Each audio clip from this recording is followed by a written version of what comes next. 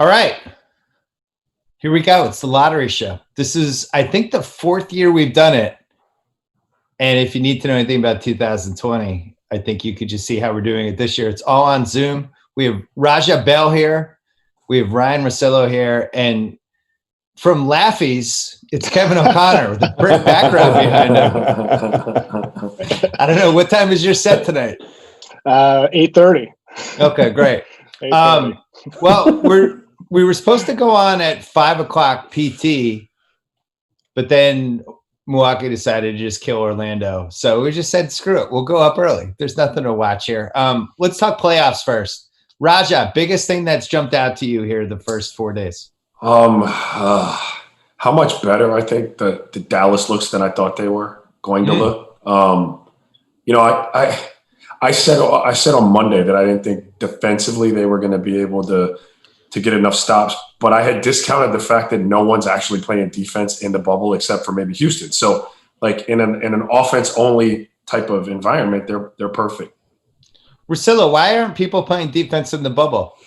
I would add Toronto to that group that was playing defense. Okay. I think what we've seen is that,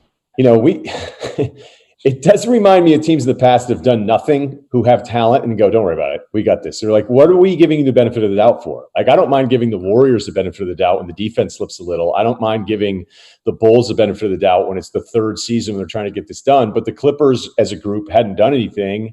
And you know what?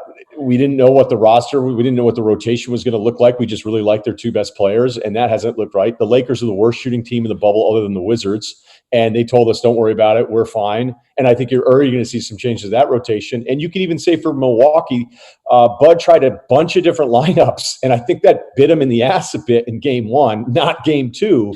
But what I liked was that there were certain teams that felt like they were taking the lineup and rotation and effort level seriously. And I think some of the best teams were the ones that were already over it before they got there.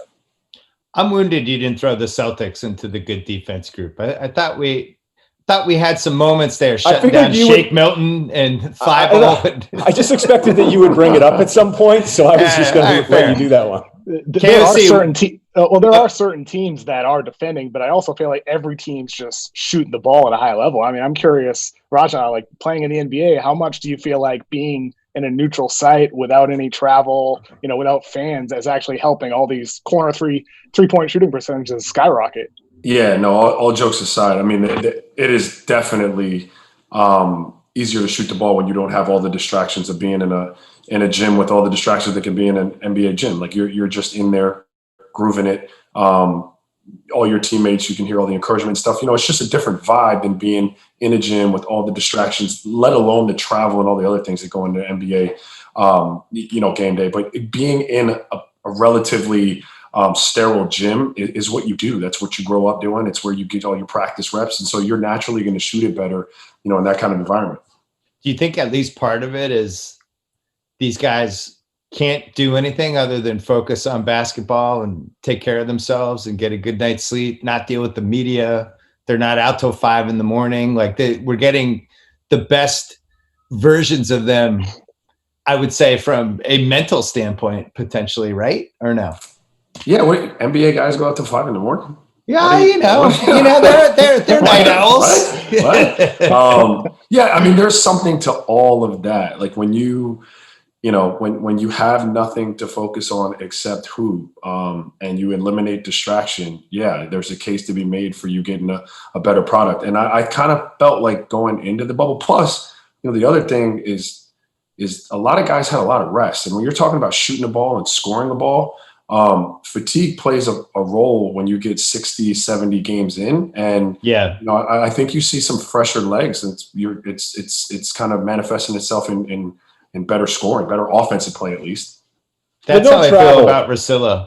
I feel like the break's been good for you. I feel like you're at a high level lately too. I don't know. I've been in self-isolation for 6 months. Nobody's taking this more seriously. You just focused on basketball. Yeah. People know the deal. I mean, Postmates is thinking about just sending me clothing. But what I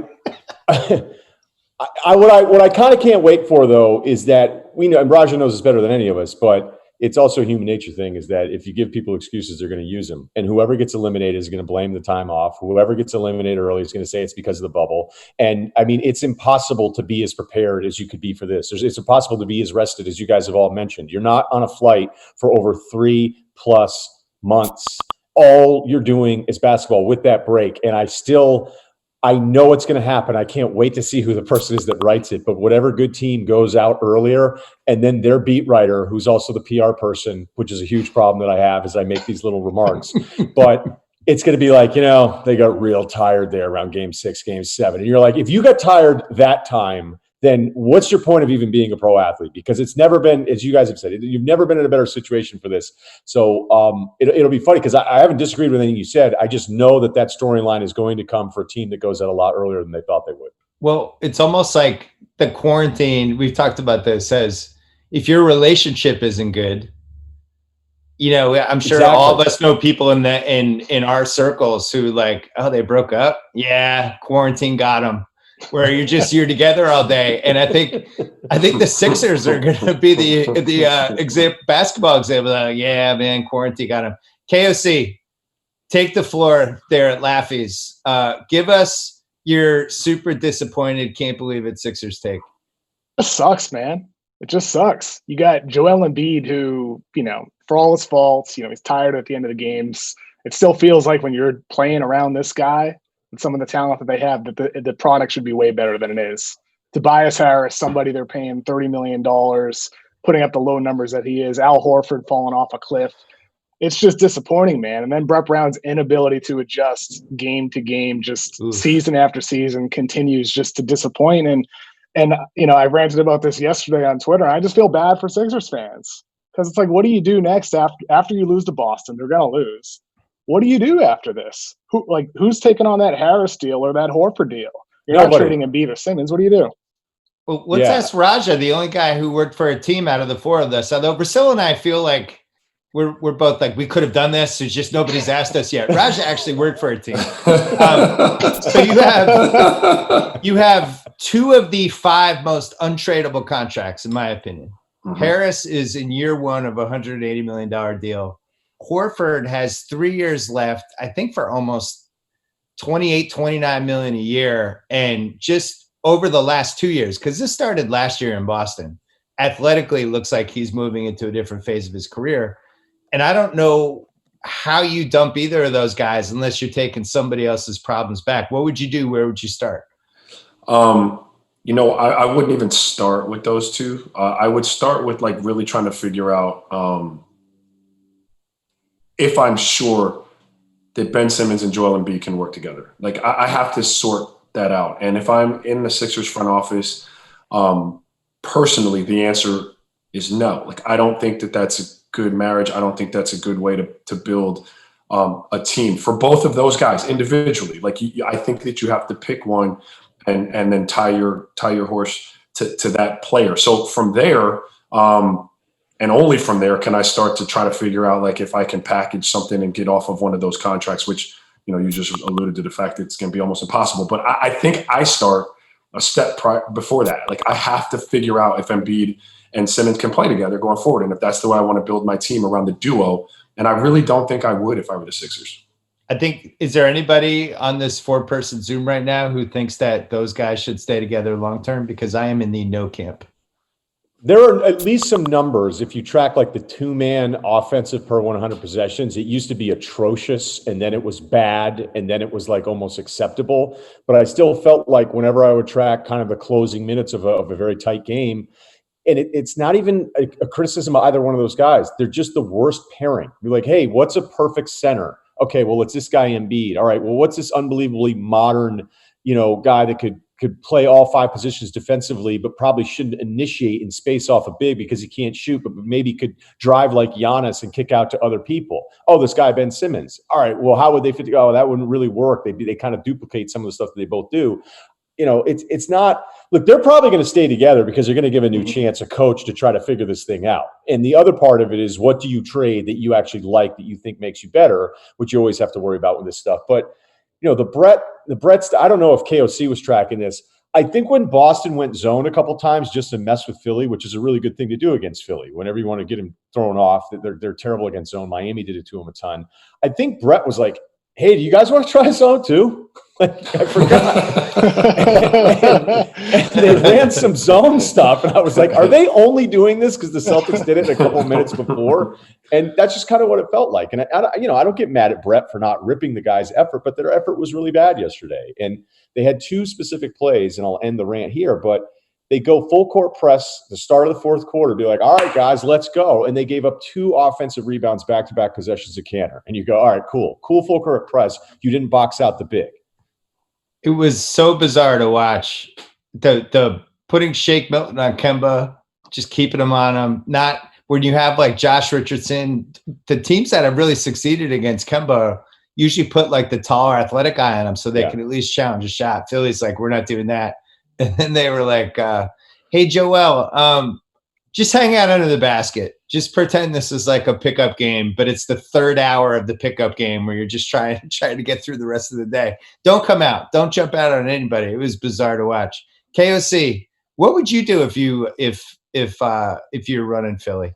I mean, I'm with Raja that Embiid Simmons core is probably what you need to break up. The toughest decision is probably the right decision for Philly, because you can also get the greatest return for Embiid or Simmons to reshuffle the deck however you want to. My understanding is they're not going to break those guys up. Like Ryan said, they're probably going to give this next coach an opportunity and see how things work out. And I think it can work with Embiid and Simmons. They just took Toronto, the champions last year, to Game 7 and lost on a 4-bounce shot by Kawhi.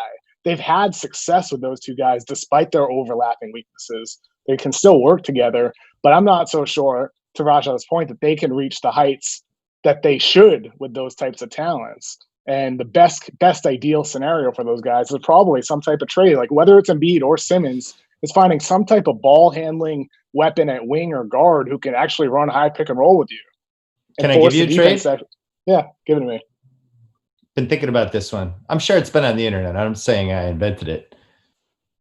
If there's a trade with Beal and Simmons in it, it does a lot of things for each team, for the kind of point that each team is in, right? The Beal thing is just going to be a better fit with Embiid for a variety of reasons, but he's also somebody who can initiate and at least create shots for other people off of his offense. And then if you're Washington, you're rebooting anyway. You're a couple years away.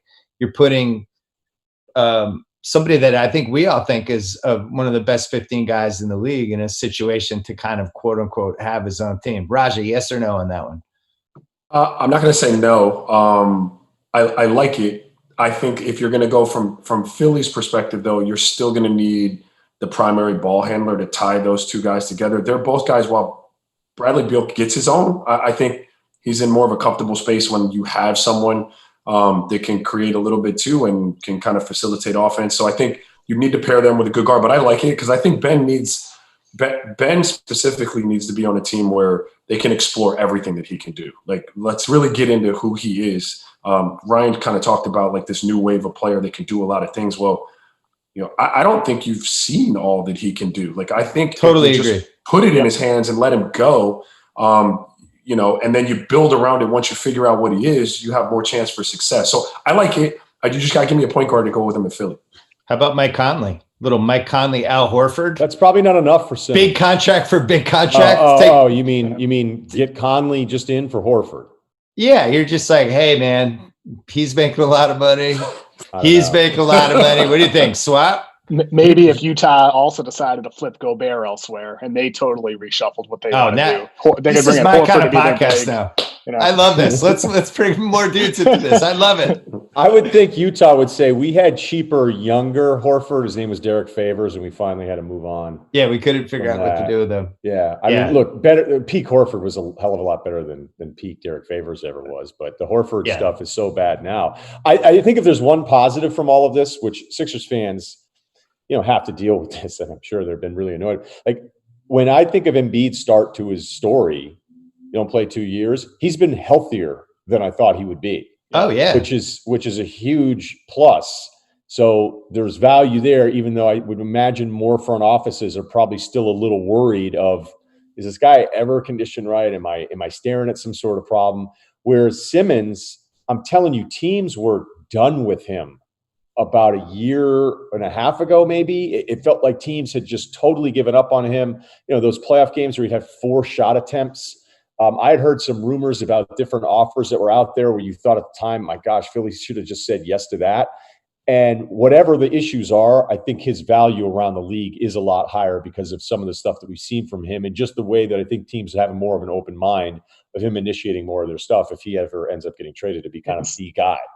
Simmons has gotten better too. I mean, this season, I feel like he made a leap as an at-rim finisher unassisted around the basket. I believe he shot around 67% on unassisted shots around the rim in the half court. And that's an elite number for a guy who previously, both in college and early in his career, struggled around the rim because he's so right-hand dominant around the basket. So he got better there. Not to mention he's become an all-defensive team player. He's one of the best defenders in all of basketball. And you put a guy like that on a team where it's built around him, with a partner in crime who's running the offense, handling the ball, whether it's a Bradley Beal or a Chris Paul or Mike Conley, it could be special there when you have spacing with Simmons. So I feel like I used to be on the side of wanting to build around Embiid if it's only one of the two, but I've transitioned to more preferring to build around Simmons because of what he does for you with his versatility on defense and what he can be if you actually have space on the offensive end of the floor. I totally agree, and I would pick Simmons if I had the choice, only because I think he's a safer pick. I don't know what the next 7 to 8 years of Embiid look like physically. I mean, it might be great, but I know at least with Simmons, especially from I voted for him for third team All-NBA. I was so impressed with the D with him. And I was Stan Van Gundy, I think, during the game yesterday was talking about just raving about what an awesome defender he was. And I do think that slipped through the cracks a little bit with him publicly. I don't think people realize that he's way up there. Raja, you are our defensive guru expert.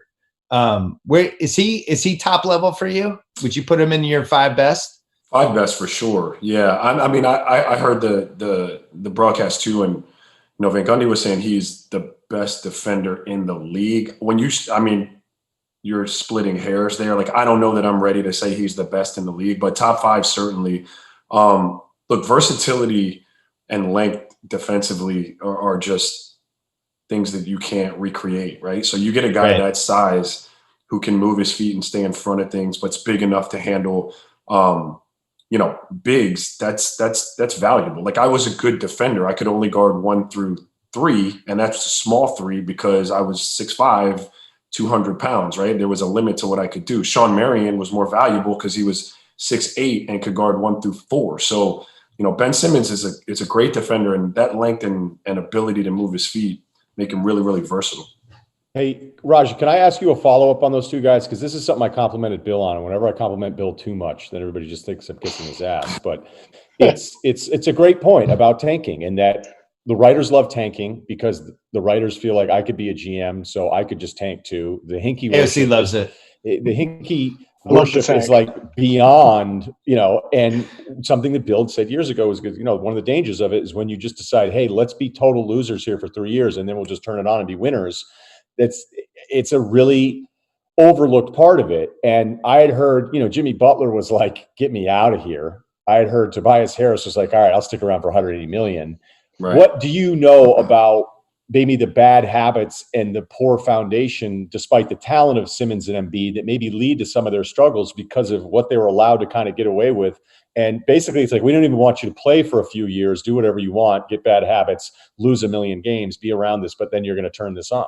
Yeah, it's a good question. I can't speak to Philly specifically because I'm not in that building. Like, I don't know, but I too, when they started with the whole, we're just going to tank, and I coach youth teams, right? And I really believe you learn to lose, and you learn how to be, a loser, the same way you learn how to be a winner. Like, you put stock in things as a winner that become important, and their foundations and cornerstones to, like, the beliefs that make you a championship level organization. And then on the flip side, you develop terrible habits. I mean, even, eating habits. You're talking about sleeping habits. We're talking about being in that bubble and people being out to all hours at night.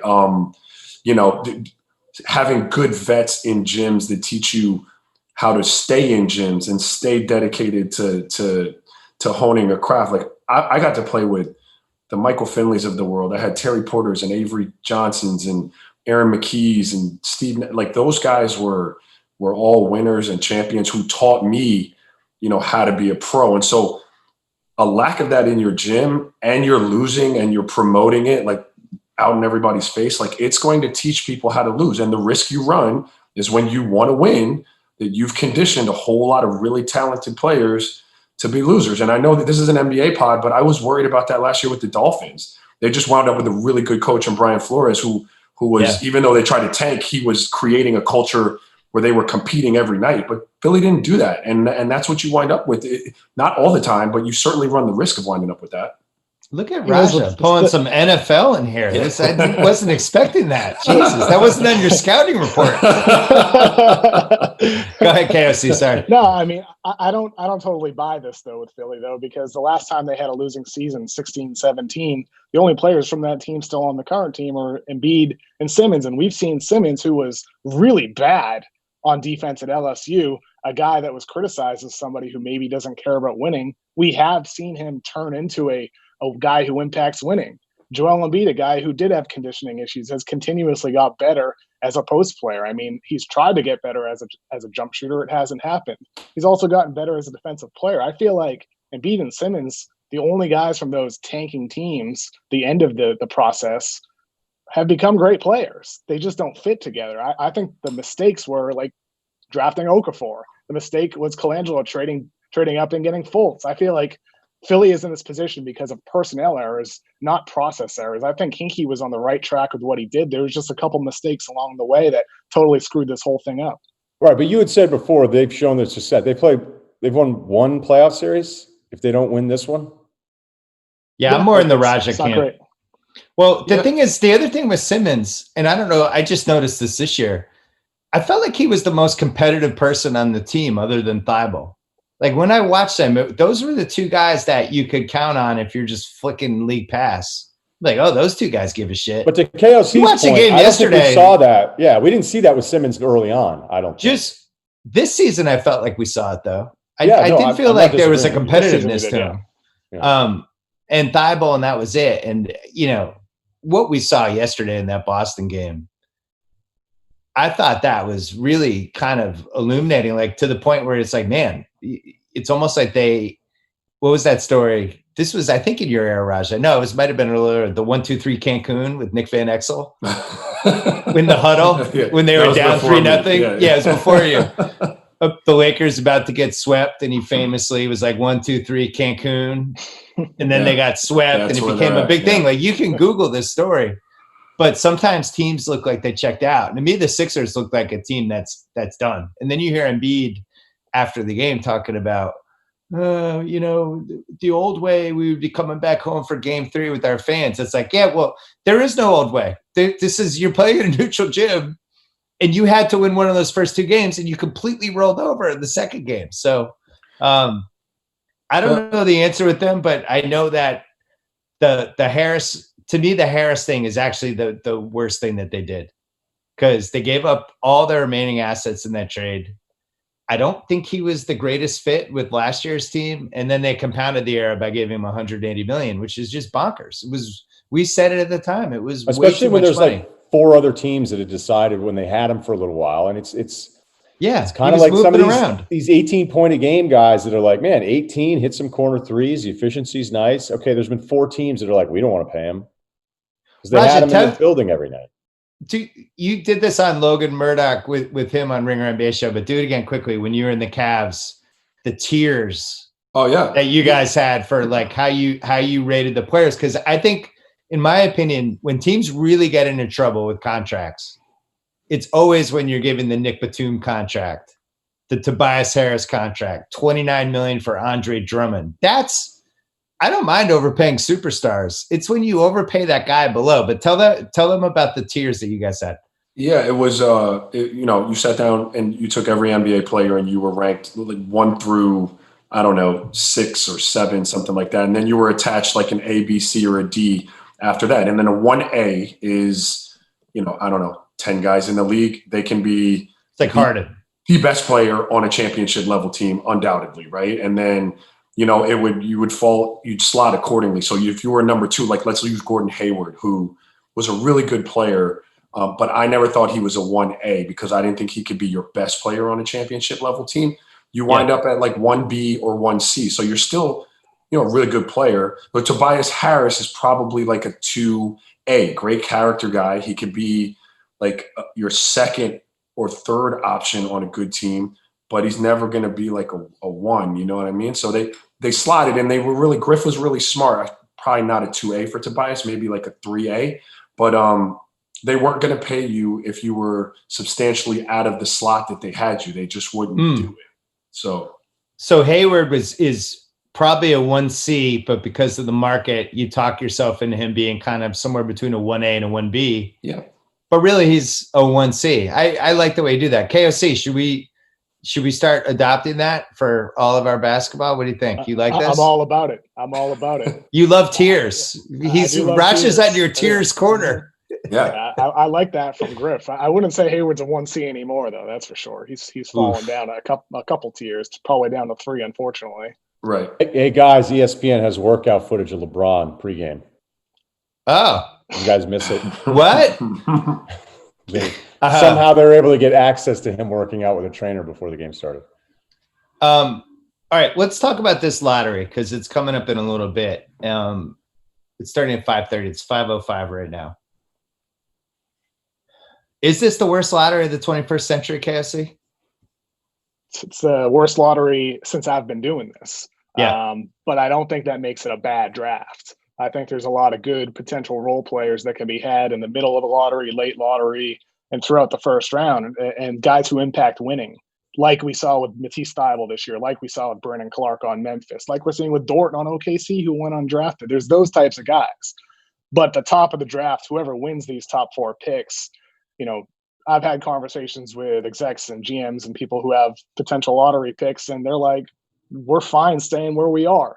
We don't love the guys up top. And maybe that's just them talking it down, but I don't think so. It's pretty consistent that the top players have so much risk that maybe for a lot of teams, you'd rather have a quote unquote safer option elsewhere in the draft where you're not paying nearly as much money for the player either with a rookie scale contract. Russillo, good thing or bad thing that we didn't have March Madness to overreact to with some of these guys? It was a bad thing for the class because someone would have had a great story. Somebody would have put together a nice run here and we would have talked ourselves in. So it's probably better that we didn't have it so we didn't trick ourselves into thinking the top of this draft is really special. Whenever I've done like my own 20, I can't believe some of the guys I have to put down as like the 4th or 5th best prospect. I can't believe it. And, like every draft, the closer we get to it, people will talk themselves into some guys, once the slots are figured out tonight and those teams are going to start saying, hey, they'll have the 4th pick. And we go, this is really a 4-person draft. We see it as like 4 people, and then hoping that we repeat it over and over again. But I know in talking to some people, they're like, if there was never a draft, I didn't want to have to evaluate more. It's this one. Like we kind of knew what it was in June, like we normally would have. And now we're just doing a ton of extra work on guys that we're not that excited about. I just wonder if new people in charge, some teams that have probably felt stale, if they'll talk themselves into trading any of the players that still have some value around the league. We can kind of go over some of the rumors and some of the team stuff like that. Will they actually want to trade into this lottery? I mean, I don't know. I don't know why you would, but it's a hard group to really figure out, like, who are the guys in the top 10 you think can really help a franchise? And I don't know, man. KOC's top 5. We have an awesome Ringer draft guide, nbadraft.theringer.com. KOC has Killian Hayes as his number 1 person. You compared him to D'Angelo Russell and Manu Ginobili, a dynamic left-handed shot maker from France who's 18. Raja, knowing nothing, just hearing that, does that excite you? I mean, dynamic French Manu Ginobili. I mean, you paired like the 2 best guards in possibly in Spurs history. I mean, so you got that. We have Anthony Edwards at the 2nd spot. Roger, you're not going to like this in the minuses. Inconsistent effort. At times he plays hard by cutting, running up the floor, and crashing the boards. but then he'll disappear. I don't, not at number. See, that's always that. You knew that. That's my trigger. The not consistent energy is a trigger for me. Raja and I we see this stuff very similarly. I think I am out on all inconsistent effort guys and all skinny guys. I'm just out. I'm blind out. Prove to me I have to like either of those. Yeah, I'm just out. When it comes to effort, how do you assess that at the college level, though? Because the reason why I bring it up is because we just mentioned Ben Simmons earlier, a guy who was horrible at LSU, has become a great defensive player. We're seeing in the playoffs right now, Gary Trent, a guy who at Duke was always ball watching, missed rotations, allowed backdoor cuts, and now he's a really good defender. So with these types of guys who don't put in effort in college, or it's inconsistent effort, it's really hard to assess that for me. I'd miss on them because – like, I agree with you 100%. They're guys that are exceptions to the rule. For me, like when I scouted, I told Bill this, I don't know, a week or so ago, like talent, I was always going to write a fair evaluation. So like, if you're talented you can overcome a whole lot of stuff. Like, but I always have to know if you're low motor and you don't play hard. Cause I just think it means something, especially when you're talking about like lottery, because that's a guy that you would hope turns into a 1A, and to be a 1A, I mean, you have to have a whole lot of motor. You're responsible for a franchise, So I just miss on a guy like that. It's not saying they can't get it figured out. Yeah. Let somebody else take the risk, right? I don't know, man. I mean, you're basically saying that we should have an open mind about everybody that doesn't have any energy or doesn't put in effort. Like, that's great. But the thing about Ben Simmons is, even though there was a lot of that team was a mess, the coach was bad. They had 4 perimeter players that all wanted to score, and he still pulled down like 11 rebounds a game in the SEC. So when you pull down that many boards and everybody's like knocking you, it's almost like a dad saying, like, who do you want your daughter to date? And it's like, well, we should rule out these guys are head cases. And you're like, I don't know. My middle daughter married a guy who crashes his car every other week, and you know what? That worked out fine. So have an open mind. It's an unbelievable analogy. Yeah, I think here's the real issue. We're evaluating these dudes and they're 18, 19, and 20. He took 8 threes a game and made 29% of them. That's the argument against Anthony Edwards. He takes a million bad shots, and they're all bad shots. Seriously, like his shot selection. He thinks he's Steph Curry, and he's I don't know, Trenton. I'll tell you what. No offense. I'll tell you what. He's not my cup of tea, but. I was telling my son the lotteries tonight. My son plays NBA 2K, and they have these Galaxy Opal cards where all of these guys, and a lot of the guys from the lottery in the thing. So he's like, is Anthony Edwards going to be in it? He's awesome in 2K. And I'm like, yeah, because they souped up all of his skills to 99 out of 100. Like, in real life, he might be Anthony Bennett. Who knows? LaMelo Ball at number 3 on KSC's list. This is the one. That's for sure. This is the one. Anybody who says, I know what's going to happen with LaMelo Ball, they are lying to us and to themselves, because it could go in 90 different directions. Raja, just from what you've heard peripherally, from a maturity, being able to handle it, what happens if he goes to a city and he's now the savior of, I don't know, Sacramento or whatever. What's your gut tell you? I like him as a player, but I think emotionally there's a lot there. There's a lot of stuff that he's dealt with, like just, being on the peripheral of the stuff with Lonzo and his brother, and traversing the globe playing. Like, I don't know, man. Again, I don't good player, but I don't know that I'm trusting a franchise to be carried by him. That's just me personally, but I don't know him. I've done no homework on this draft. And quite frankly, I haven't even seen him play a lot. I heard he's kind of special talent with the ball. He's long, like he's a gifted guard, but there's a lot of baggage there, I'm sure, man. There's a lot of stuff going on over there in that family. It was a shit show. It was a total shit show. He shows up, they let him do whatever he wanted. The team sucked. They went 5-9 with him. He took 1,000,000 threes. He made 25% of them. And I can't believe he didn't get jumped by the adults on that Australian basketball team, because it was gross to watch. Wow. And I love the Australian Basketball League, and that New Zealand and these guys are like, hey, let's bring over some of these high school kids with big names and get recognition. It worked for New Zealand with RJ Hampton. It feels a little temporary, but the RJ Hampton thing didn't exactly work out either. But for LaMelo, look, he's 6'7", his handle, the pick and roll, the awareness, some of the stuff he does, it's really like I can see a team going, I'm into it. But when you watch the Australian games, it was just ugly. It was just ugly. And wherever he goes, if that's the way he thinks he's going to play as a rookie, a year or two out of high school, they're going to laugh at him. And in Australia, like, he just bounced after a little while anyway. And I'm sure the team was like, good, because I can't imagine being a guy that's been a vet in that league a long time, having to play with that, where you completely disrupt everything you're doing. He lacks discipline for sure. And that's something that's because he's been allowed to play any way he wants to play since he was a kid. But with LaMelo, it's the type of thing where this is the same types of conversations execs are having now with why they're not super high on these top 3-4 picks. All these flaws that we're rightfully talking about. But the people who love LaMelo, and I only kind of sort of like him, but the people who love him look at the fact that he is a dynamic ball handler who can create space, who can make passes that so few guys in the league even today can, because of his height and his vision and his accuracy as a passer. And they're like, if that shot clicks, he's going to be hard to stop on the offensive end of the floor. He's going to be a dynamic weapon for you. So, like, it depends so much with the draft this year about your philosophy, or how much risk are you willing to take on with some of these guys who definitely have downside, whether it's Edwards or LaMelo Ball or James Wiseman, who we'll talk about later. No, I want to talk about him now, actually. Okay, let's talk. Because he dropped to 7 on your list, and this was somebody heading into the season was the consensus number 1. What happened? With Wiseman, it's the type of thing where the lack of an outside jump shot, at least from what he's proven so far, he obviously has the measurables. Set over 7 foot, 7'6" wingspan, 240 pounds, super strong, but he doesn't seem to have feel to me when it comes to reading the floor on defense. Yeah. And on the offensive end of the floor, if the shot's not there, if the decision making's not there, I feel like if I'm drafting a big man high in the draft, I need him to be a guy that I feel confident can be worth that second max contract when that comes up. Because Wiseman would be on that trajectory if you're taking him number 1. You're making a big long-term investment.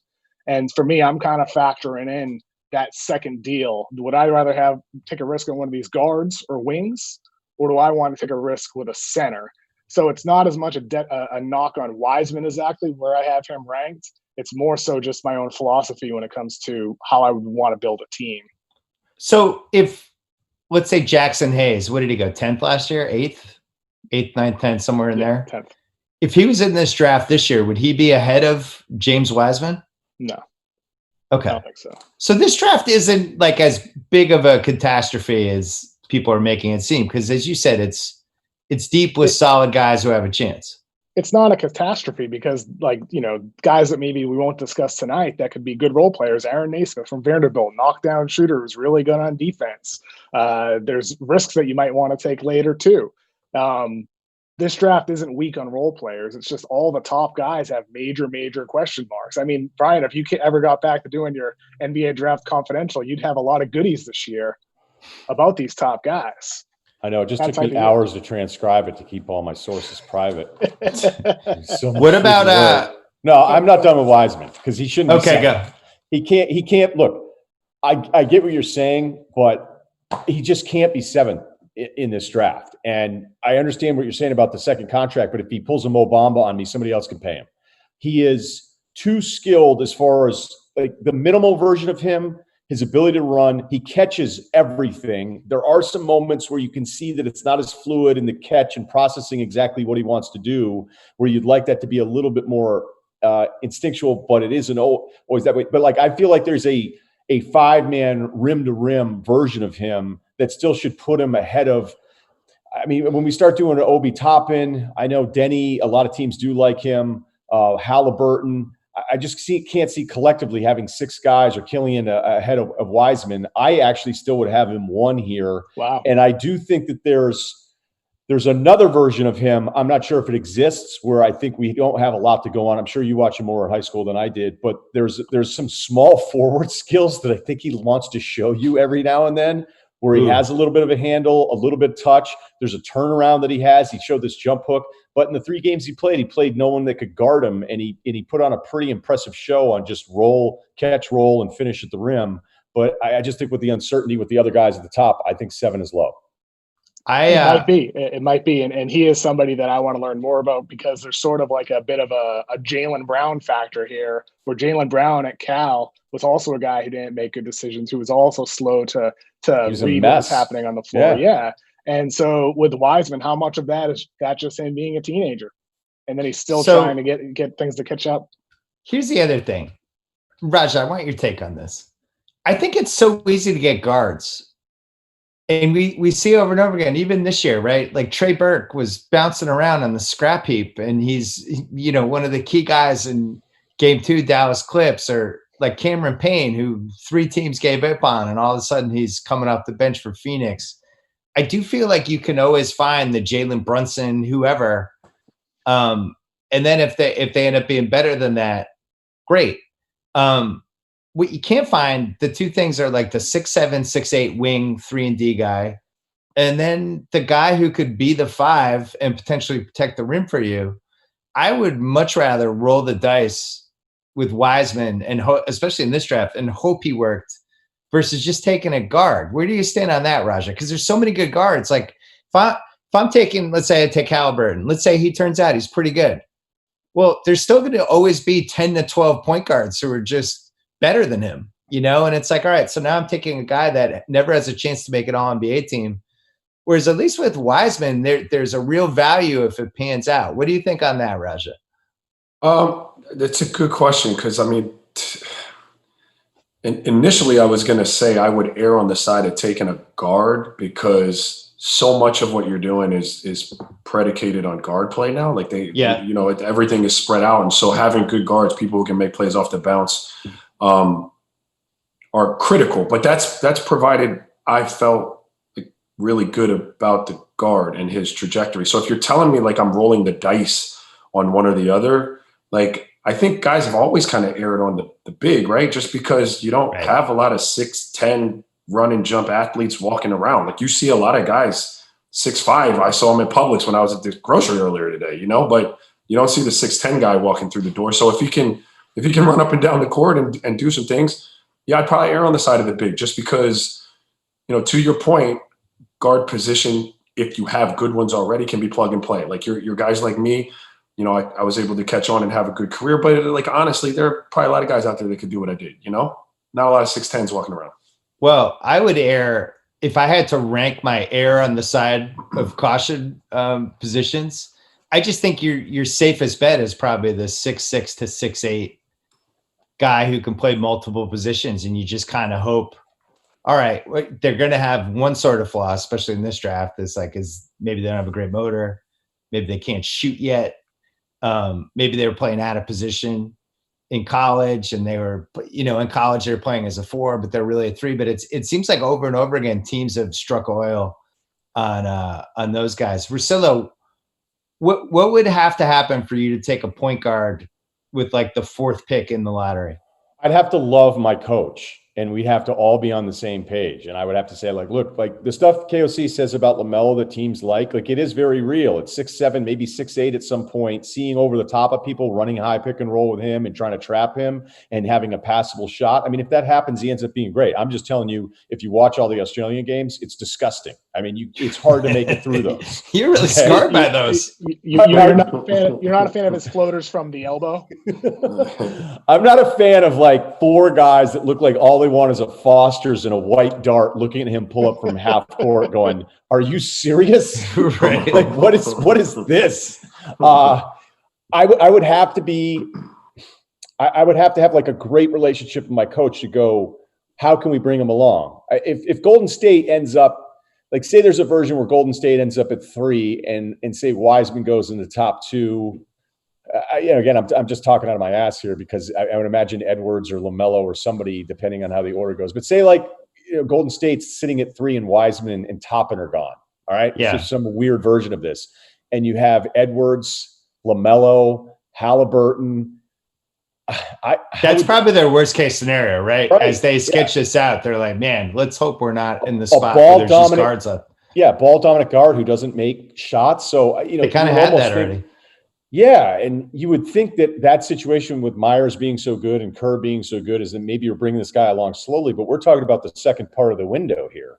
So for certain teams, and then you worry about the bad teams where you go, are we giving the keys to the castle to this kid?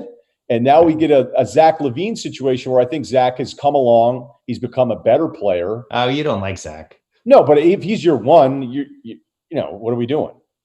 Like, don't don't print the playoff tickets yet. No, we know what we're doing. We're going to be at the lottery. That's what we're doing. We're going to be hoping for ping-pong balls. To take one of these guards, we'd have to we would spend. My coach would be sick of me the amount of time I would be talking about like how can we set this kid up to succeed instead of letting him do everything and having bad habits versus not needing him at some point. So, KOC, who's the most Raja Bell guy in this draft?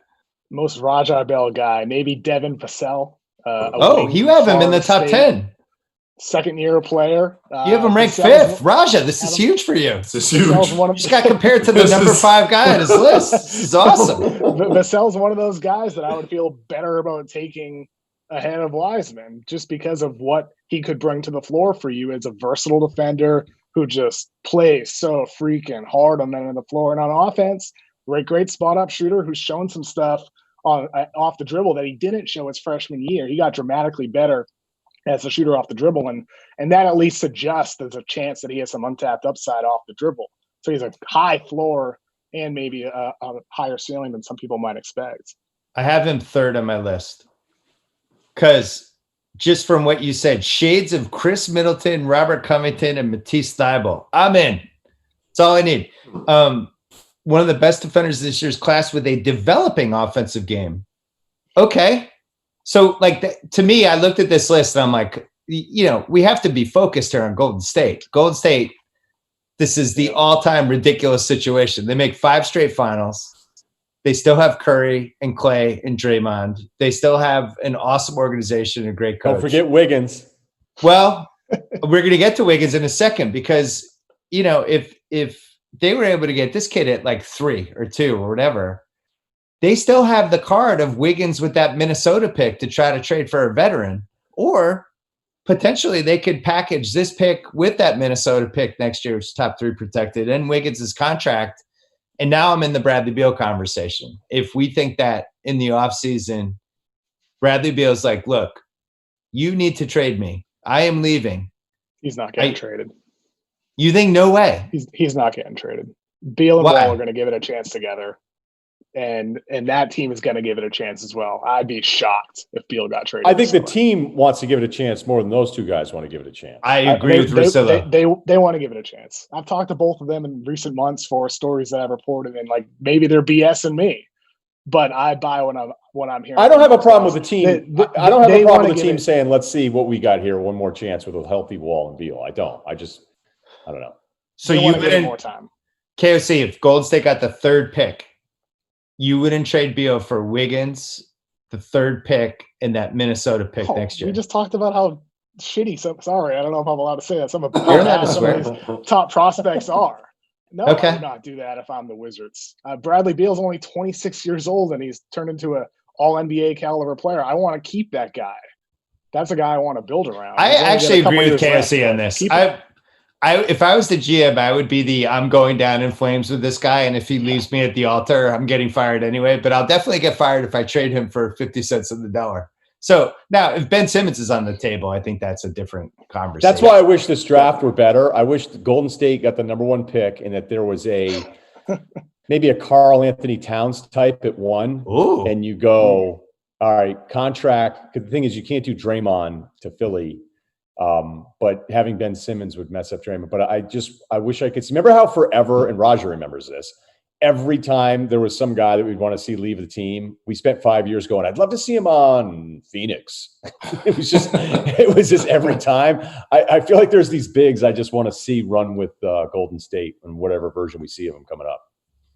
Raja, what year did the trade stuff start with that team? That was the year you made the Shaq Marion trade. That was when you guys were in the whole, what are they going to do? Who's going? Do you remember being hyper aware that was a conversation with all basketball people?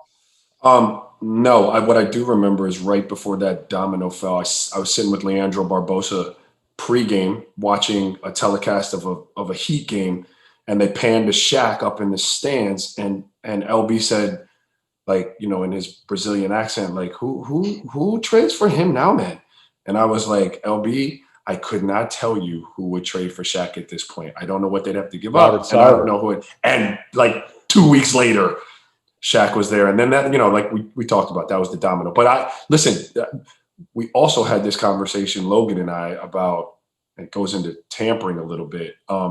Everyone wanted to play in Phoenix at that time. Like when I was in Utah, halfway through that season, I was letting people know, look, I want to play in Phoenix. If I can play in Phoenix, I'd like to play there. So I wasn't really acutely aware of it, but I mean, the trade rumors, but I knew everyone wanted to play there because it was just the style that it was like pickup. Do you think Houston has that now? Yeah, I mean, I think a lot of people have that now, right? Like a lot of people play more of a wide open style. So I don't think it's unique to Houston.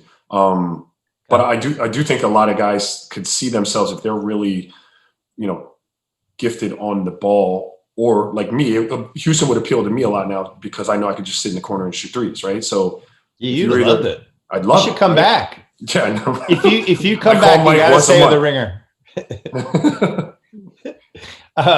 Yeah, I think part of the Phoenix thing was just this magical training staff we always heard of. When they fixed Grant Hill, it was like the greatest achievement of the 2000s.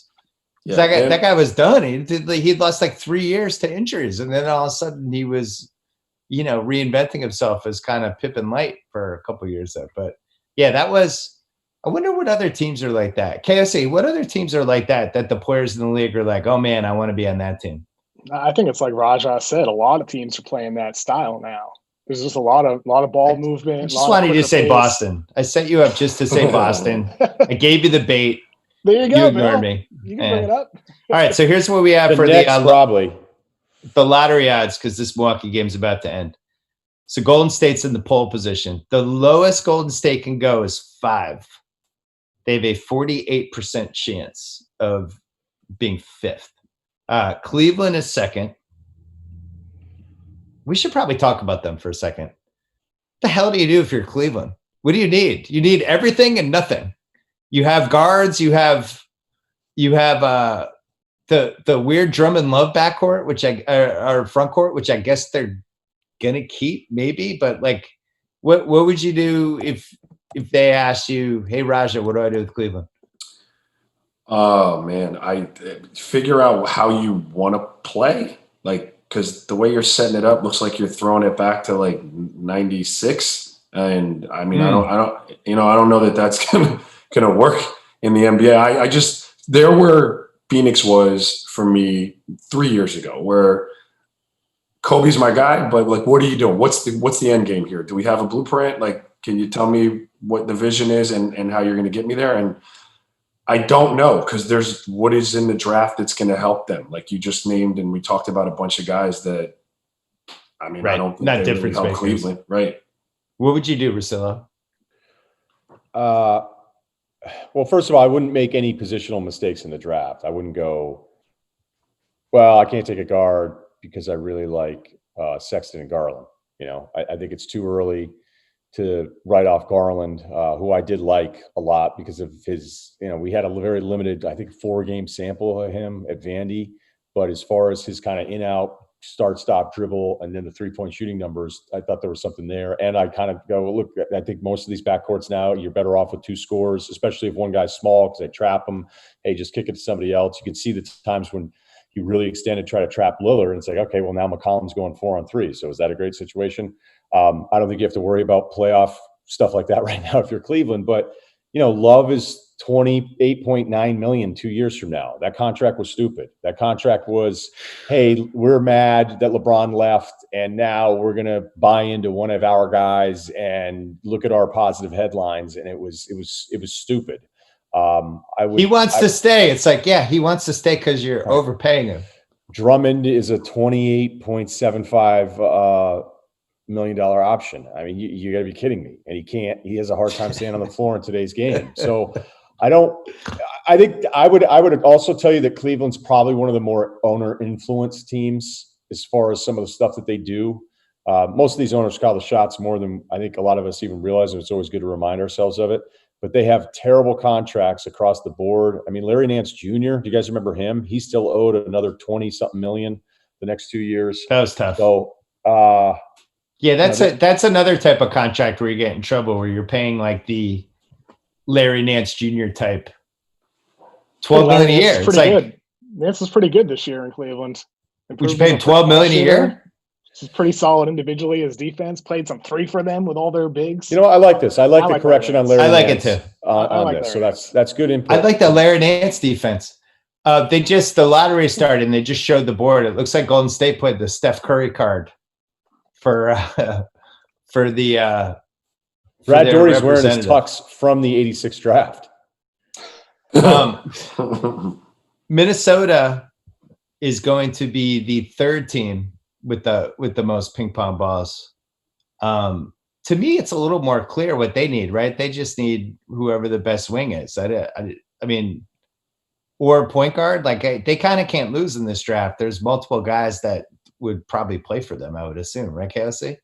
Yeah, I think Minnesota right here, they win either direction they go. You can pair another guard with D'Angelo Russell if you want to. He can play off the ball, or he can be the guy handling it for you. So whether it's a LaMelo or Anthony Edwards or whoever it might be up top, you can feel good about that potential fit there. Or maybe you can pair a big with Towns, considering he's such a potent three-point shooter. So for Minnesota, I mean, regardless of what position they go here or what the philosophy is, if they nail this, suddenly they have a pretty appealing young big 3 with Russell, Cat, and whoever the pick might be. Yeah. That's a tough one. Because I don't know what they do with that Sexton Garland thing. And you get in a situation where you're like, well, we can't take another guard. We have these 2 guys, but maybe the guy who's on the board is actually better than either of the guys they have. Atlanta is 4. Atlanta's – I was surprised they were this high because I think I had the impression in my head that things were going a little bit better for them maybe than that record. But, you know, they at least had the foundation. The Luka trade is a generational disaster they'll never recover from. But the pandemic was good for them nationally is what you're telling us. Well, it did move the Luka focus off. But what would you do for them, Raja? You're Atlanta. What do you need? I need some vets in there. I need to get some good, solid guys that can help that young core like understand. Not unlike what we talked about in Philadelphia with all that losing. Like we need some people in the building that know what it's like to win, that have been in the foxholes and the battles. And so, honestly, I don't know what in the draft is really going to help me further. Atlanta's winning percentage next year. You're going to be like retreading the same path you were on this year, which was we're too young to win. So. I don't know what it looks like for them package and stuff to figure out how to go out and get a substantial vet, like someone who could help. But I would be looking to do that if I was Atlanta. Enough with the accumulation of really young talent. Let's try to start winning. Like, let me get somebody in here who can help with that now. Yeah, I was wondering because it seems like Buddy Hield is a guy, he's not super young, but he's still in his mid-20s at this point. But Buddy Hield seems like a guy who's probably going to be available in the offseason. And I was wondering, like, if I'm Atlanta, I think I want more shooting. I want to be like we're the crazy shooting team. And he seemed like somebody, but I don't know, like, what is Buddy Hield's value, KOC, compared to a top 5 pick in this draft? Probably a bit lower because of the fact that he's going to be getting paid, around $20 million and, don't have as much long-term security. But with Buddy Hield, that would be a really, really intriguing fit next to Trae Young. Right. With their shooting ability, Buddy can do a little bit on the ball with you too. I feel like with Atlanta, the idea of bringing in veterans, I think is smart for them because Trae Young has already become the level of player where he's ready to win, individually as a player. And normally when it comes to team building, you don't want to do anything short-sighted or stupid that hurts you long-term. But with Atlanta or even, Dallas with Luka or some of these young teams, I feel like it's like in the NFL with a good young quarterback.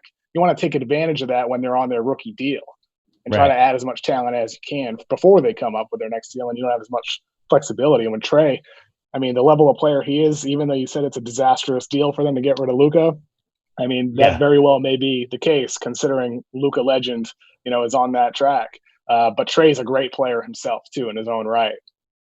It's perpetually a tough one for them for as long as Luka is playing professional basketball. Yeah. Russillo, would you rather have the 4th pick in this draft or Buddy Hield? I'll take Buddy.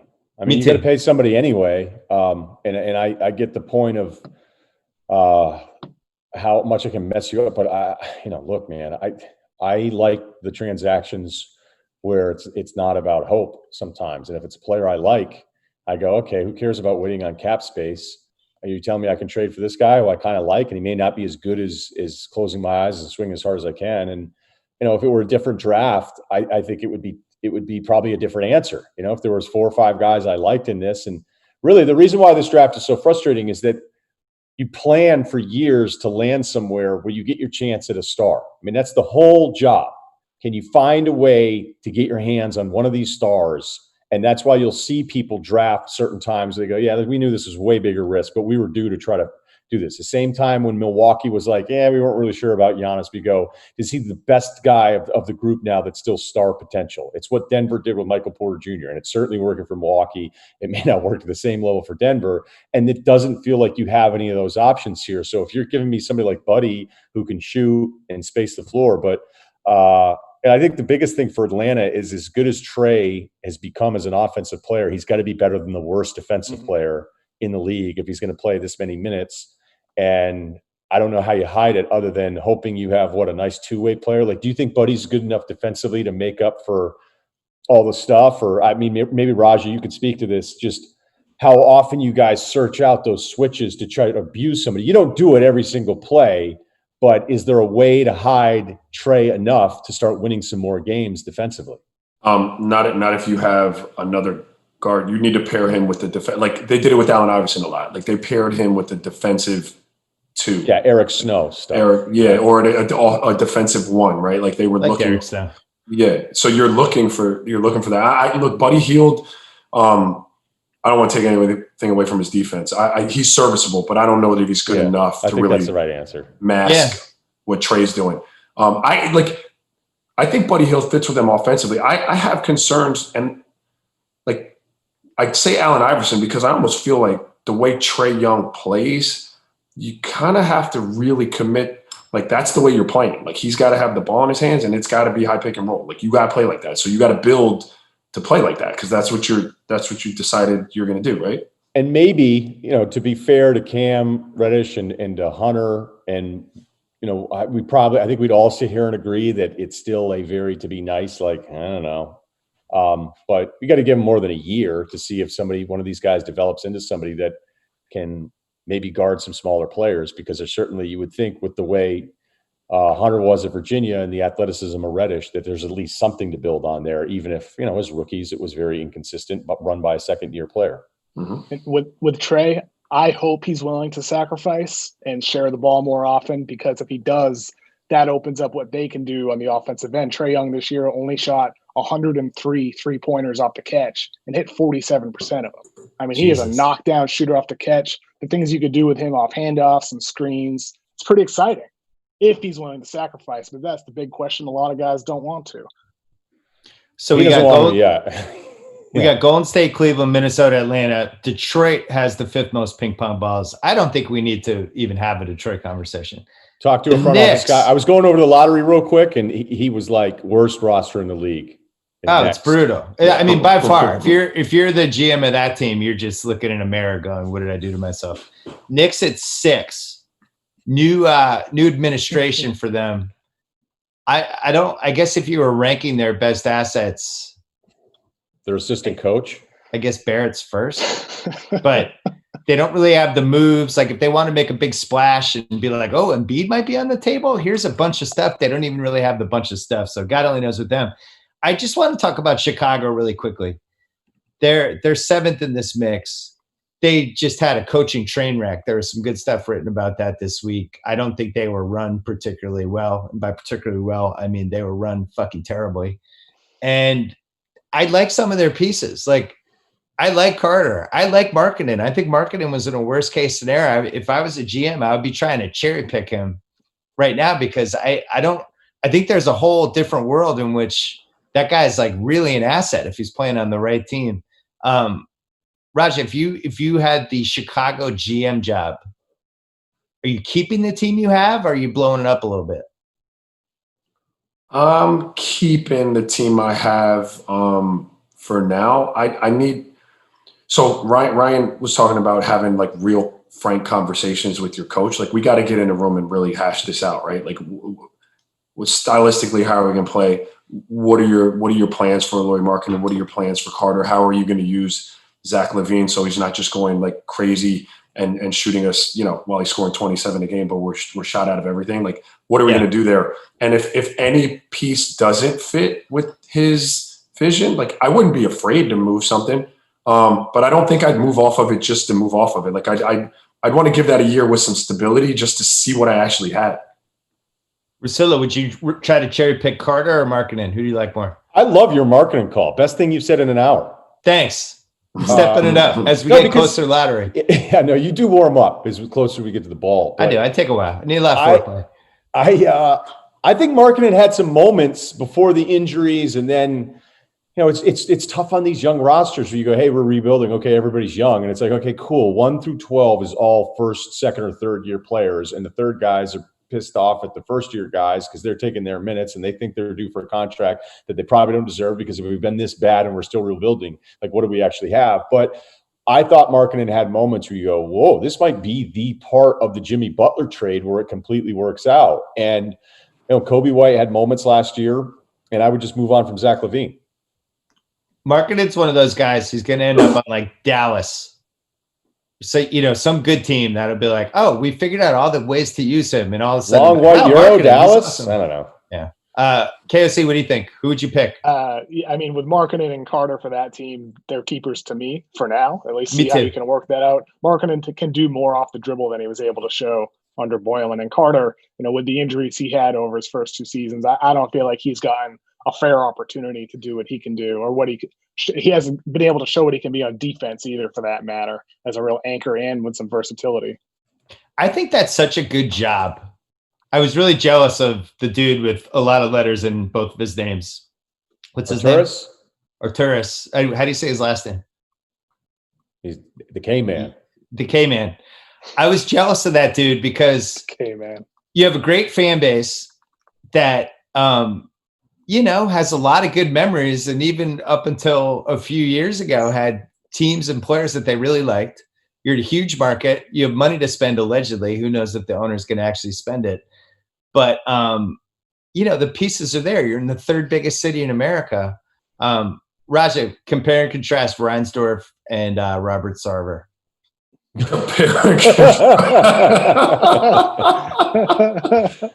I've got no experience with Reinsdorf. I like, if I started with my Robert Sarver, I almost told a Robert Sarver story the other day. It's an interaction with my wife after she had a DNC. Like, it was her first pregnancy. Like, I had to leave the All-Star weekend to like come home and check on her. And like, I'm not going to repeat like kind of what he said to her, but it was just one of those things where you're like, if you can't figure out something to say in a situation like that, that's just like, hey, sorry to hear about it, keep it moving. If you can offend her in that situation, like, you probably don't have a great touch.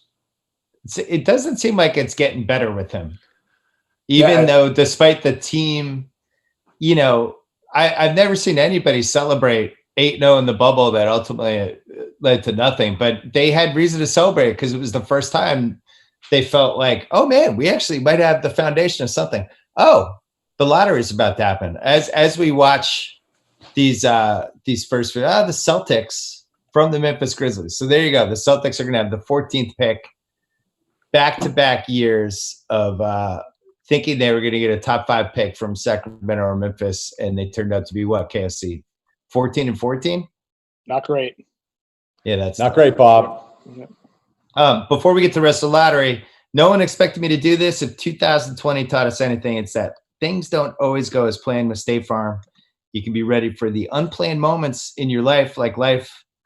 The NBA draft is filled of surprises and unexpected moments. Raja Bell, not even drafted, right? Not even drafted, no. Was that expected or unexpected? It was expected. There was a chance I went to Atlanta with their last pick, but it was expected. Well, there's a lot of unexpected moments, too. I was doing the draft when Anthony Bennett got taken. I almost had a seizure on air. With State Farm, you get a teammate who can help you navigate the unexpected events in your life, and savings with surprisingly great rates. When you want the real deal, like a good neighbor, State Farm is there. All right, so we went Celtics. It's all chalk so far. All chalk. Celtics, New Orleans, Sacramento, Spurs, Phoenix Suns. So everything's chalk. Wait, somebody jumped the Knicks. No, yep. Charlotte jumped the Knicks. So the Knicks Charlotte jumped the Knicks. The Knicks ended up 8th. Yeah, they ended up 8th, and they were 6th. Wait, 2 teams jumped because Detroit was 5th. So did Washington jump? No, Washington's 9. You did this last year, and it just turned into a train wreck. I did. I'm sorry. No, I don't have a TV on in this room, so I can't see it at the moment. No, Charlotte 7, Atlanta 6. Charlotte and Chicago jumped. Oh wow. Cleveland 5. Wow. Jamie Gertz. So Chicago, I kind of like their team. I like if they could get in the top 3, which they just did, that's pretty good. So we have. It looks like it's Golden State, Chicago, and Charlotte. In Charlotte, yeah. So you think this was the last payment for The Last Dance? You do the doc. Here's a check for $10 million, and you get the number 1 pick in the draft. Curry's rocking like he's got a Shamar Moore SWAT look going on. I really like it. Yeah, he looks awesome. He looks like he's going to be in an action movie. Oh, it's the top 4 picks revealed. Yeah. So Golden State, Cleveland. Oh no, Chicago, Golden State, Charlotte. Minnesota, Chicago. No, Yeah, Cleveland. Golden State, Minnesota, Charlotte, Chicago. Right. Those are the top 4. That's a fun top 4. So that means Cleveland falls to 5, Atlanta falls to 6, Detroit to 7, New York to 8, and then the rest is chalk. Yeah, so New York still only had the 6th best odds to get to number 1, but it's just, it's just unbelievable. Before the lottery last year, you're like, all right, Kyrie, Durant, and Zion, how will they fit in Knicks team? Jeez. You're like, or KOC, quickly, who? Chicago is the most interesting team in the top 4 to me. Who would be the most fun guy for them to get? I think it's like we talked about earlier with Cleveland. Depends on how you want to play, but it's gotta be LaMelo if you're talking fun. Straight up fun, it's LaMelo. So you put LaMelo and Kobe White together. I'm not saying it's a winning combination. Fun combination. You know what wouldn't work though is Zach LaVine and LaMelo. That might be the only way that you could break LaMelo in, where you go, hey, you see all the stuff you do? Right. That's as annoyed as you are when you watch Zach do stuff. That's how the rest of the team feels about you your rookie year. So what you're doing is I learned it by watching you, Dad. It's like galaxy brain team building right here. There you go. So those two together could be the only thing that gets Russillo through another year of the pandemic. Being able to criticize LaMelo and Zach LaVine as a backcourt. That would send you into an absolute frenzy. Maybe some of the worst shot selection of all time.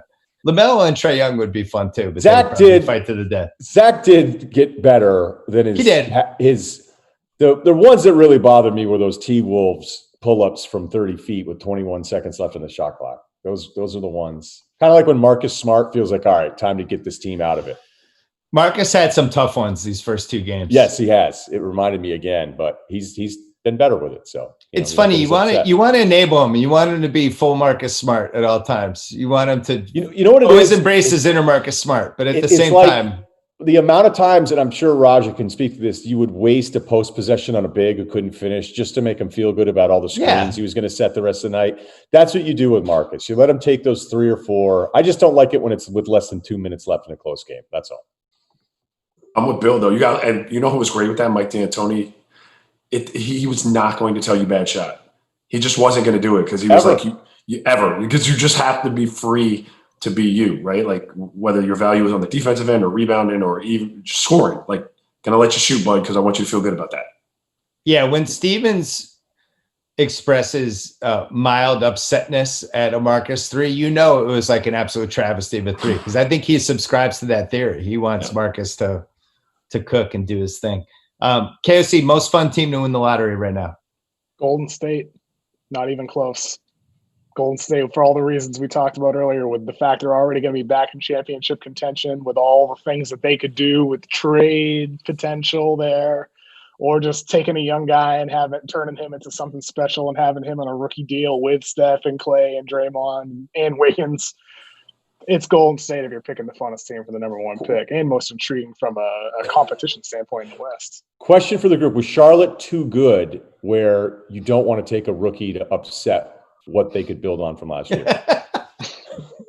Yeah, you don't want to infringe on Graham. They were fun. They competed like crazy, and I thought that team had a chance to win like 12 games. I like some of the guys on that team. I do too. They look. Borrego got that team. We had him on the pod. PJ Washington. Yeah, but I mean, Graham was supposed to take a back seat to Rozier, and Graham I thought was kind of the guy for them. And even though Bridges probably isn't as good as maybe we thought we first saw him at Michigan State, I still like his attitude. All right, so Golden State, Minnesota, Chicago, Charlotte. Oh, Chicago got 4. That's still nice though. So they moved up 4 spots. Charlotte 3rd. Wow. Holy shit. Golden State's going to win the lottery. This is unbelievable. Thank God we don't have an actual awesome superstar. Golden State 2nd. Minnesota, you know what this smells like. So Minnesota's number 1. You know what this smells like to me? Little present for the new owner that's about to take over Minnesota. Hey, throw in a couple $100 extra million. Here's your present. We're getting you the number 1 pick. Conspiracy. D'Angelo's sitting here celebrating. You're like, yeah, but you're going to be playing off the ball with LaMelo. Are you excited about that? KOC, Minnesota on the clock. Who's your prediction? James Wiseman. Go 2 bigs. Build with some skill. You like that, Raja? Yeah, I'm with that. I like it. Yeah, I like it. You like the Wiseman Towns Twin Towers? Russillo can't talk himself into it. No, and I'm the one who has. I think I have Wiseman 1. I still would like to do a little bit more work on everybody. That's kind of funny. I get on KOC's case for having him 7th, and now Minnesota wins the lottery. You're like, no. 1. Yeah, now you're not sure you want him. I wouldn't rule out Edwards because I think Edwards is going to blow people away with his body. On Zoom? Whatever. Yeah, on Zoom with a filter. He's an incredible Zoom guy so far. Kind of like Andrew Wiggins did. He's a big womb. Anyway, Zoom guy. Could Russell and Edwards, is that a matchup that makes sense to you guys?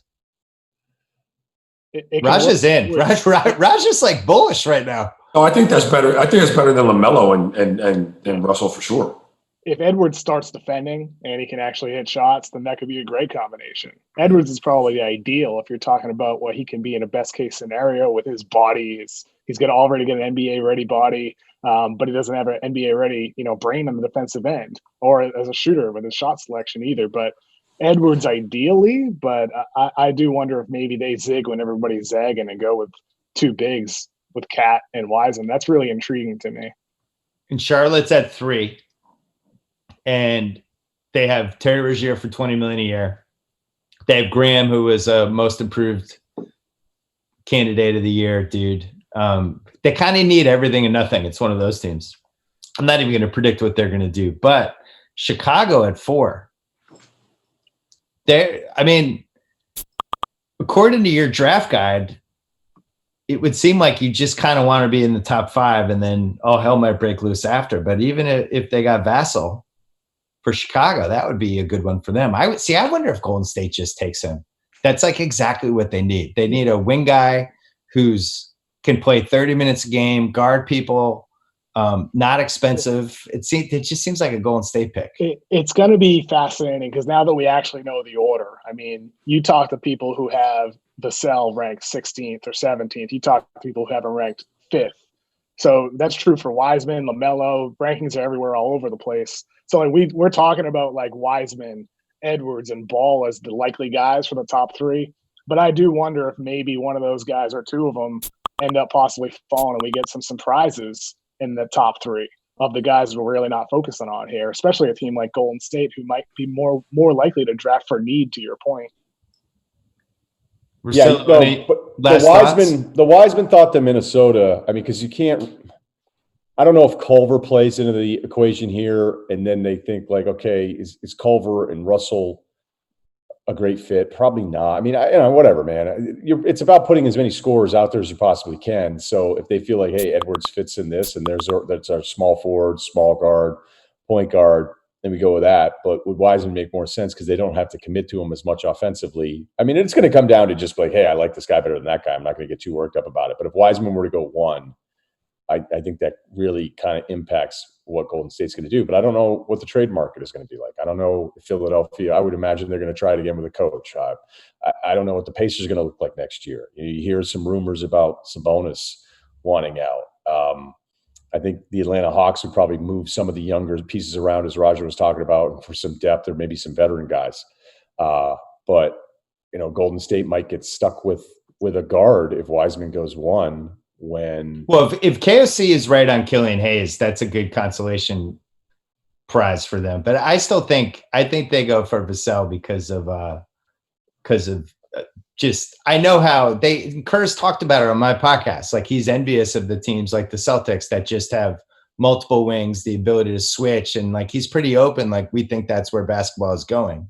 So my guess would be they would have somebody that could play into that over.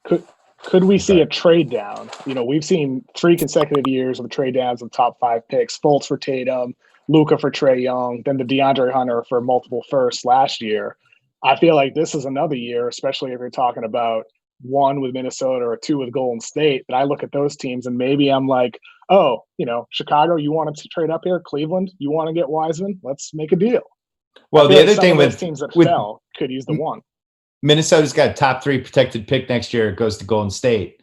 We've seen this because the Celtics were in this situation 2 years in a row, where the team that knows they're probably losing their pick, they kind of go all in and they'll make a couple moves to try to get in the middle of the pack. So maybe that is something they would do. You try to trade down, pick up another asset, take a salary. I think they have cap space this year. In next year's draft, like that, the 8th pick could be better than the first pick this year. It's that type of draft next year. We should, by the way, just mention Avdia here, because I just don't think we've talked about him enough. Some teams just like him enough to have him in the conversation with this top group. And at 6'9", I got to tell you, like, it's not Luka-ish, because I actually think he has a bit of a quicker first step. But you know how, like, Luka drives and he just keeps driving on everybody the whole night, and you're like, all right, I guess it kind of works. Like, I think Denny has that same kind of thing, and he might end up being bigger. The shooting numbers weren't great. You'd like those to be a little bit better, but I think there's a physical part of his game. The drives are consistent. I've seen him post and then kind of get shut off, kick it out, and then get deeper and repost. And I was like, oh my God, like, this is 30-year-old shit. And he's reposting after a kick out and getting better position and ceiling. I just feel like he's at least worth mentioning with some of these other names, because I think there's a high end for him, KOC, where we could see him going at least higher than we've mentioned, at least tonight. I'm with you 100%. Avdia, only 19 years old. With his versatility on the offensive end, he can run a little bit of offense for you. He's so smart off ball. On defense, he always seems to be in the passing lanes. He's a smart player. I mean, he checks a lot of those boxes that Raja was saying that he likes to see in prospects and young players that you want to have. The question with Avdia is the fact that he shot low 30% throughout his career overseas, around 50% from the free throw line, and his shot looks good. It seems like he has good touch around the rim on layups and floaters, but for some reason the shot just hasn't developed from the perimeter or from the line, and that's the big question for me. I mean, can he answer that question for teams ahead of the draft? Because if that shot ends up developing for him, I mean, there's no doubt he can end up becoming the best player in the draft. Yeah, you just described like the Golden State draft need until you went to the no shooting. Mm-hmm. Yeah. Or there could be a teach him how to shoot. Raja, I'm going to leave you with this. No. KOC has this guy ranked 15th. I'm just going to give you some information. You have to decide in or out right now. This is fun games. He's from Serbia. Alexei Pukasevsky. KOC writes, a lanky 7-footer who moves like a wing, passes like a guard, needs to grow into his thin frame to thrive in the NBA. Shades of Detlef Schrempf, Lamar Odom, Dragan Bender. I'm just going to give you these. I'm going to give you these stats. 7 feet tall, 201 pounds. Out. Long. Long as hell. That's what I said. 7'3" wingspan? Come on. 7'3" wingspan. Hey, Chris Bird and I were texting KOC. I'm like, KOC, what are you doing? Skinny guys. No, never. Get this guy out of your top 15. 7 feet, 201. That's light. Well, I mean, I've never seen him, so I like, all jokes aside, the NBA, you're talking length and versatility, right? Like, that's what we're talking about now. So if he's skilled and he can play, But if you're 7 foot, 201 pounds, I don't know how much more weight you're putting on. It just sounds like you're really, really thin. He is lean. That's for damn sure. KOC isn't old enough to remember Brad Sellers on the Bulls. I sent him a card of Brad Sellers, but that's, to me, that was when I was just out on the skinny 7-footers. Like, these guys are out of my life. Hey, this was fun. Thanks to State Farm. Thanks to Raja Bell. Thanks to Kevin O'Connor. Thanks to Russillo. You can hear Raja on Mondays on Ringer NBA Show with Logan Murdoch. You can hear KOC on Tuesdays and Thursday nights on Ringer NBA Show. And Russillo will be doing our thing on Sunday night. Well, it could be a What the Hell is Wrong with the Lakers podcast. Who knows? See you guys soon. Thank you. Later, guys.